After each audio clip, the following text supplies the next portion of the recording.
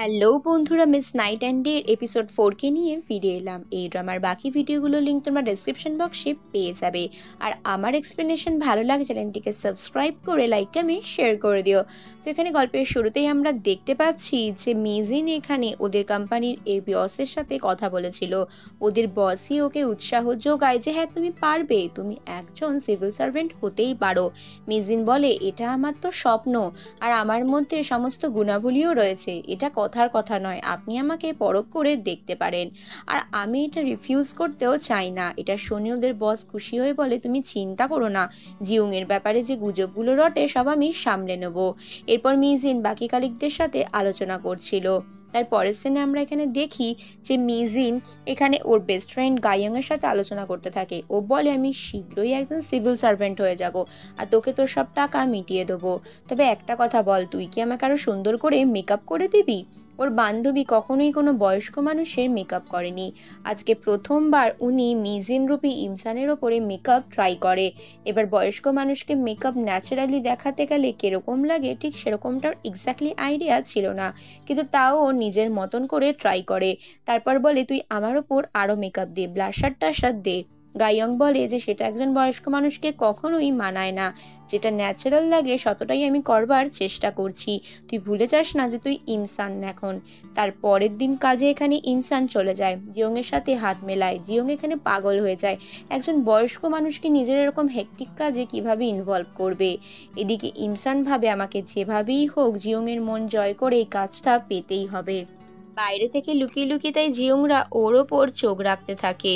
তারপর ওরা ভাবে যে কিভাবে একে হারানো যায়। তারপরে এদের দুজন শুরু করে ইমসানকে পরীক্ষা নেওয়ার জন্য। তাই দুজনের প্রথমেই এখানে বলে যে আপনাকে অনেকগুলো কাজ দেওয়া হলো, এই ফাইলগুলো আপনাকে নিজের হাতে দুপুরের লাঞ্চের আগে টাইপ করে আনতে হবে। এবার এখানে জিওংরা শিওর ছিল যে ও পারবে না এটা করতে, কিন্তু ওরা জানতো না যে মিজিন প্রচণ্ড দক্ষ ছিল। টাইপিংয়ের কাজে কফি খেতে খেতে নিমেষের মধ্যে সমস্ত কিছু লাঞ্চ ব্রেকের আগেই সব শেষ করে ফেলে, আর এখানে জিওংয়ের টেবিলে নামিয়েও দেয়। এটা দেখেই দুজনেই হকচকিয়ে যায়। বিশেষত আরেকজন যে প্রসিকিউটর ছিল জুনিয়াং, সে তো আরও চমকে যায় যে সব কিছু একদম সুন্দরভাবে ঠিকভাবে করে।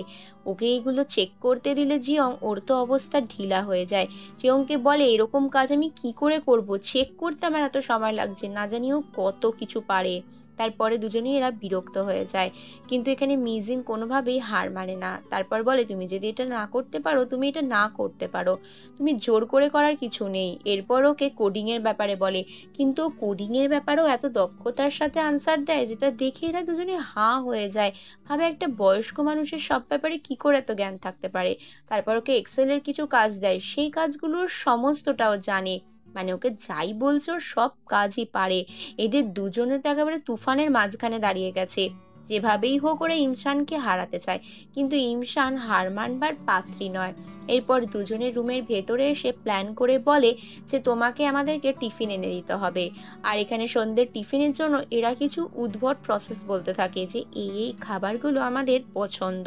জিওং আর একজন প্রসিকিউটর জুনিয়র এরা ভাবে যে কোনোভাবেই এত তাড়াতাড়ি টিফিন এনে দিতে পারবে না, কিন্তু ইমসানের হাতে অনেক তাড়া ছিল, কারণ কিছুক্ষণের মধ্যেই ওর ট্রান্সফরমেশন হয়ে যাবে। তাই জন্য তারা হুড়ো করে কোনো রকমে অফিস থেকে বেরিয়ে ছুটতে ছুটতে সমস্ত কিছু আগে থেকেই ও অর্ডার করে রেখেছিল, আর ছুটে গিয়ে কোনো রকমে অর্ডারগুলো নিয়ে ও ফিরে আসে কয়েক মিনিটের মধ্যে। এরা গল্প করতে করতেই ও এখানে টিফিন খাবার দিয়ে এমনকি ফ্রি গিফট অবধি দিয়ে সেটা দিয়ে চলে যায়। এটা দেখে ওরা অবাক হয়। তার পরের সিনে আমরা কোয়ানকে দেখি। কোয়ান এদিকে রাস্তার মধ্যে ইমসানকে দেখতে পায়। ইমসানকে দেখে ও এখানে কথা বলবে ভাবে, তাই জন্য পিছু নেয়। ঠিক তখনই রাস্তায় সিগন্যাল পড়ে যায়, আর ইমসান নিজের সাইকেল চালিয়ে পাশ কাটিয়ে চলে যায়। কোয়ান এখানে ইমসানকে অনেক খোঁজার চেষ্টা করে, যখন গ্র্যান্ডমা বলে ডাকতে যাবে তখন ও দেখে এটা একটা অন্য মেয়ে। ও ট্রান্সফর্মটা নিজের চোখে দেখেনি, কিন্তু এটা গ্র্যান্ডমা নয়, মানে ইমসান নয়, সেটাও বুঝতে পারে না। এরপরও অনেক ফলো করে, এভাবে আমি তো ভেবেছিলাম এটা উনিই ছিলেন, কি করে হলো। এদিকে ইমসান বা মিজিন নিজের বাড়িতে এসে শুয়ে পড়ে। ওর মা ওর হাত পা টিপে দিতে থাকে, বলে তোকে দেখে মনে হয় তুই সারাদিন অনেক দৌড়ঝাঁপ করিস। কিন্তু মিজিন বলে এতদিন তো আমার কাজ ছিল না, তাই এত কাজের মধ্যে থেকেও আমার অনেক অনেক আনন্দ লাগছে, তুমি চিন্তা করো না, আমি সব কিছু ঠিকঠাকভাবে করব। এরপরও শুয়ে পড়ার ওর মা পা টিপে দেয়, মাকে আশ্বস্ত করে অনেক গিফট দেবে। পরের দিন আবারও এখানে ইমসানকে আবারও কিছু কাজ দেয়। এবার এরা শিওর ছিল যে এই কাজটাও ও হয়তো পারবে না, কারণ এটা এক প্রকারের পাহাড়ে চড়ার মতন একটা কঠিন প্রমাণ কাজ ছিল। কিন্তু অবিশ্বাস্য বিষয়, ও পাহাড়ে চড়া অবধি শিখে নিয়েছে। মানে জুতো সেলাই থেকে চণ্ডীপদ যাই বলা হয় ও সব করে ফেলেছে। এই পাহাড়ে চড়ার মতন কঠিন কাজও শেষ করে ফেলে, আর এটাও করে একেবারে ছবি তুলেও চলে আসে। এটা দেখে ওরা দুজনেই অবাক। এদিকে কোন বারবার করে ভিডিও চালিয়ে দেখে, ওটা তো গ্র্যান্ড মাই ছিল, তাহলে কিভাবে অন্য একটা মেয়েকে আমি দেখলাম? দুজনের অ্যাটিটিউডই এক। এরপর আমরা গাইয়ংকে দেখি, ও এখানে একটা ক্যাট সেন্টারে গিয়ে ওই হলুদ বিড়ালটাকে খোঁজার চেষ্টা করছে। রাস্তায় তারই পোস্টার লাগানো থাকে। এদিকে জিয়ংরা বুঝতে পারে না কিভাবে ইমসানকে হারাবে, কি বলে হারাবে। তখন ছোটবেলায় একটা ফ্ল্যাশব্যাকের ঘটনা দেখানো হয়। পুলিশরা এখানে সাথে আলোচনা করে যে আপনার সাথে যে কেসটার কথা বলেছিলেন, সেই কেসের সাথে এখনকার কেসের একটা ছোট্ট মিল রয়েছে। এরপর এখানে জিয়ং ভাবে যে কিভাবে দুটো কেসকে একসাথে রিলেট করা যায়। ব্যাপারটা কি, দুটো একই রকম বোঝাচ্ছে কেন? ঠিক তখনই ওর আগের অফিসের আরেকজন প্রসিকিউটার সাথে দেখা হয়ে যায়। চিয়ন হুই ওকে দেখে বলে যে তুমি আমাকে ইগনোর করতে চাইছো? বাহ, দেখে ভালো লাগছে। এটা দেখে জিয়ং বলে, না ইগনোর করবো কেন, সবকিছু নিশ্চয়ই ঠিকঠাকই চলছে। তারপর দুজনে মিলে একসাথে লিফটে উঠে যায়। এখানে চিয়ন হুই প্রসিকিউটর বলে যে তুমি আমার কাজগুলো কেড়ে নেওয়ার চেষ্টা করো না, তুমি এক রকমের ফ্রড, তুমি আমাকে হারাবার চেষ্টা করো না। আমি শুনলাম তুমি বড় কাজ পেয়েছো, তো সেটা নিয়ে খুশি থাকো। দূর থেকে ইমসান এগুলো শুনতে পায়। ইমসানের কাছে এসে চিয়ন হুই আরও বলে যে তুমি ভেবো না যে ও খুব ভালো মানুষ, খুবই ডেঞ্জারাস আর খুবই রাগী ধরনের মানুষ, তোমাকে খাটিয়ে মারবে, তোমাকে দয়া করবে না। এদিকে জিয়ং ঠিক সেই মুহূর্তে মিজিনের ফোনে ফোন করে। তো ইমসান লুকিয়ে লুকিয়ে ফোনটা ধরে কথা বলে, কারণ ও ধরা পড়তে দেবে না যে ওই অ্যাকচুয়ালি মিজিন। তো লুকিয়ে লুকিয়ে কথা বলে ওদের ঠিক হয় যে আজ রাতে ওরা দুজনে এখানে রাত্রিরে দেখা করবে। ইমসান লুকিয়ে লুকিয়েও চোখ বাঁচিয়ে যেতে গিয়েও ধরা পড়ে যায়, কাছে ধাক্কা খায়। পরের দিন আমরা এখানে দেখি বাকি ফিমেল ওয়ার্কাররা সকলেই জিয়ংয়ের ব্যাপারে ভুলভাল ভাবে, সে প্রচণ্ড খাটিয়ে মারে। তার পরের সিনে আমরা কোওয়ার্কার ওকে হুইকে দেখি, ও তো পাগল হয়ে যাচ্ছে, কারণ ইমসান ওর সঙ্গে কাজ করতো, এখন একা কাজ করতে গিয়ে ওর বিরক্ত হয়ে যাচ্ছে। এদিকে একটা মেয়ে ওখানে স্মোক করতে থাকে, আর সে টিস্যু পেপার চাইলে বাইরে বেরিয়ে আসার পরই ওকে হুয়ের গায়ে জল ঢেলে দেয়, আর বলে আরে স্মোক করা তো খুবই খারাপ, তুমি নিশ্চয়ই এটা জানো না। তো মেয়েটা ভয়ে চিৎকার করে পালাতে শুরু করে। তার পরের সিনেই আমরা জিয়ংকে দেখি। জিয়ংরা এখানে কিছু আলোচনা করছে, বলছে যে এখানে ড্রাগস নিয়ে কিছু দলের লোকেরা রয়েছে, তাদেরকে ধরতে পারলেই আমরা অনেক কিছু করতে পারবো। অ্যাট লাস্ট অ্যাসিড আক্রান্ত করতে গেছিল যে লোকটা, তার এখানে সূত্রপাত রয়েছে। তো আমাদের এই সোয়ান সিটিকে অ্যাসিড মুক্ত বা ড্রাগ মুক্ত করতেই হবে, এর জন্য আমাদের ক্লাবে যেতে হবে। এবার ইমসানকে ডাক পাঠায়, ইমসানকে বলে তুমি জানো না, তুমি চাইলে ঘর যেতে পারো, তোমাকে এই কাজে না ইনভলভ হলেও তুমি পারবে। তখনও তাড়াতাড়ি করে টাইপ করে নিজের বাকি কাজটা শেষ করে নেয়। এদিকে সকলে মিলে ঠিক করে যে ওরা সকলে মিলে এখানে কাজে ইনভলভ হবে। এদিকে মিজিনকে ডেকে পাঠায়। জিয়ং বলে যে আমরা একটা অপারেশনে যাচ্ছি, সেদিন তোমার উপর যে অ্যাটাক করেছিল তার সাথে হয়তো অ্যাসিড অ্যাটাকের এখানে কোনো একটা লিঙ্ক আপ থাকতে পারে। তো তুমি সেলফ ডিফেন্সের জন্য এই জিনিসপত্রগুলো রাখো, এগুলো আমি তোমার জন্যই এনেছি। এটা দেখে মিজিন বলে না, আমার এগুলো কোনো দরকার নেই, তুমি আমাকে কেন আনলে, আর পুলিশকে বললেই তো ব্যাপারটা মিটে যায়। তখন এখানে জিয়ং জানায় তুমি একমাত্র উইটনেস, তোমার উপর এখানে আক্রমণ হতেই পারে, আর সে যা খুশি তাই করতে পারে। তখন মিজিন বলে আমার পেছনে এত সাহায্য করার মানেটা কি? তো এটা দেখে জিয়ং বলে আমি আমার কলিগকে জাস্ট হেল্প করছি, মানে অ্যাজ আ তুমি যেটা খুশি ভাবতে পারো, কোনো ভুলভাল কিছু মানে নয়। তারপর ওকে বাড়িও পৌঁছে দেয়। দরজার সামনে অবধি পৌঁছে দিলে মিজিন লজ্জা লজ্জা মুখ করে বাড়ির ভেতর ঢুকে পড়ে। দূর থেকে ওর মা বাবা সবই দেখছিল। তারপর নিজের রুমে গিয়েও আনন্দ আনন্দ মনে শুয়ে পড়ে, আরও ফিল করে যে জিয়ং সত্যি হয়তো ওর প্রেমে পড়ে গেছে। এরপর ভুলবশত জিয়ংকেও ফোন লাগিয়ে ফেলে। জিয়ন ফোনটা রিসিভ করলে মিজিন বলে যে আমি ভুল করে ফোনটা করে ফেলেছি, আচ্ছা তুমি কি বাড়ি পৌঁছে গেছো? জিয়ং বলে না এখনো যাইনি, তবে যাচ্ছি। এরপর ওরা একটা লোকেশন ট্র্যাক করে, যেটা দেখি জিয়ংই ইচ্ছা করে মিজিনের ফোনে ওটা ট্র্যাক করে দিয়েছিল, ওর ফোন থেকে ব্লকটা খুলে, যাতে ও কোথায় কোথায় যাচ্ছে না যাচ্ছে সেটা ও ট্র্যাক করতে পারে। এরপর ওর বান্ধবীর সাথে কথা বলতে থাকে, ওর বান্ধবীকে বলে বিড়ালটাকে খুঁজে বার কর, আর এই উকিলটার জন্য আমাকে এবার কালকে আরও ভালো করে মেকআপ করে যেতে হবে। তুই চিন্তা করিস না, আমি মাইনে পেলেই তোকে তোর টাকা মিটিয়ে দেবো। তোর বেস্ট ফ্রেন্ড গাইয়াং বলে, এই কি আমাদের বন্ধুত্ব, টাকা নিয়ে ভাবিস না, সব হয়ে যাবে। এদিন রাত্রে একসাথে ডিনার করতে করতে এটাই বলতে থাকে।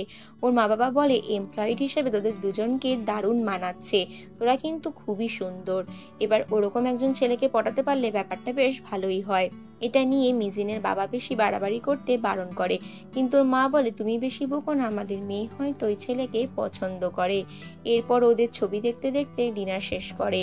এদিকে আরেকজন লোককে দেখতে পাই, যাকে প্রসিকিউটর জুনিয়র এসে খাওয়ায় আর বলে, এত টেনশন করবেন না, খাওয়া দাওয়া পেট ভরেই খাওয়া উচিত। এখানে অ্যাসিড অ্যাটাক যে করেছিল তার ব্যাপারে কথা হতে থাকে। তখন ওনার মুখ থেকে জানতে পারে যে এখানে ইন্স্যুরেন্স করা ছিল না, যে অ্যাসিড কিনেছে বা যার এখানে ছিল তার মুখও সেভাবে দেখা যায়নি। আর কিছুদিন ধরে আমারও কাজকর্ম ছিল না, তাই জন্য এরকম কাজ করতে আমি বাধ্য হয়েছিলাম। তারপর ওকে আরও খাবার অর্ডার করে। এবার ওর জুনিয়র প্রসিকিউটর এসে এখানে সিনিয়র প্রসিকিউটর জিয়ংকে সবটা বলে। জিয়ংরা এরপর প্ল্যান করে যে ড্রাগ নিত যারা তাদেরকে আমরা ধরবো, কোনো রকম উল্টোপাল্টা ঘটনা যাতে না ঘটে সেই জন্য আমরা কিছু একটা করবই। তার জন্য এখানে ইমসানকে এর মধ্যে ইনভলভ হতে বলে। ইমসান প্রথমে ইনভলভ হতে চাইছিল না, বুঝতে পারছিল না কাজটা এক্স্যাক্টলি কী হতে পারে, কিন্তু ওর বান্ধবী ওকে বলেছিল, তোকে আমি সুন্দর করে মেকআপ করে দেবো, তুই যখন ট্রান্সফর্ম হয়ে যাবি এক রাতের বেলার মতন, তখন যেন তোকে খুব সুন্দর দেখতে লাগে। কারণ ওদের নেক্সট প্ল্যানটা এক্স্যাক্টলি একটা ক্লাবে ছিল, সেখানে ওরা সকলেই ছদ্মবেশ নিয়ে ক্লাবের রকভাবে সেজে গুজে চলে যায়। এখানে ইমসানের মেকআপটা দেখে বলে, একজন বয়স্ক বুড়িকে এখানে ঢুকতে দেওয়া হবে না। এদিকে বাইরে জিয়ং প্রসিকিউটর ওয়েট করতে থাকে। যখনই ওরা হেডফোনে কথা বলতে থাকে, সিকিউরিটি গার্ড ওদেরকে ধরে বলে যে এভাবে হয় না, একজন বয়স্ক মানুষ কি করে ভিতরে ঢুকতে পারে, কারণ ওদের কড়া সিকিউরিটি ছিল। ইমসান বলে, আমি বয়স্ক নই, আমি 1996-এ জন্মেছি, আমি অনেক ইয়াং। কিন্তু লোকটা কোনোভাবেই বিশ্বাস করতে চায় না আর ওকে লাইন থেকে বের করে দিতে চায়। হাত ধরে টানাটানি করলে এখানে ইমসানের সাথে ওই লোকটার ঝগড়া লেগে যায়। ঠিক তখনই প্রসিকিউটর দূর থেকে সবটা দেখছিল, ভাবছিল হয়তো পারবে না। আর তখনই সন্ধে হয়ে যাওয়ার কারণে ইমসান মিজিনে পরিণত হয়। মিজিন এরপর টকটক করে ক্লাবের ভেতর ঢুকে যায়, যেটা দেখে প্রসিকিউটর জিয়ংও অবাক হয়ে গেছিল। ওর সঙ্গী আরেকজন প্রসিকিউটর তাকে আটকে দেওয়া হয়। জিয়ং বুঝতে পারে না যে কোনোভাবে ইমসান তো ঢুকে গেল, কিন্তু কিভাবে ঢুকলো। এবার ওরা দুজনই দুজনকে ইশারা করতে থাকে আর বলে, তুমিও ওকে ফলো করো, বাইরে থেকে কি করবে। এদিকে আমরা মিজিনকে দেখেও ক্লাবের ভেতর ঢুকে চলে যায়। যেরকমটা ওকে ইনস্ট্রাকশন দেওয়া হয়ে গেছিল সেরকমভাবেই ও নিজেকে এখানে সেভাবে পরিবেশন করতে থাকে।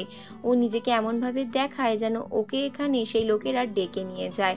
তারপর ও প্রচুর ডান্স করতে করতে নিজেকে এক্সাইটেড প্রমাণ করে। আর ওখানে যে দলের মেন গ্রুপ ছিল ড্রাগসের, তারা ওকে ডেকেও পাঠায়।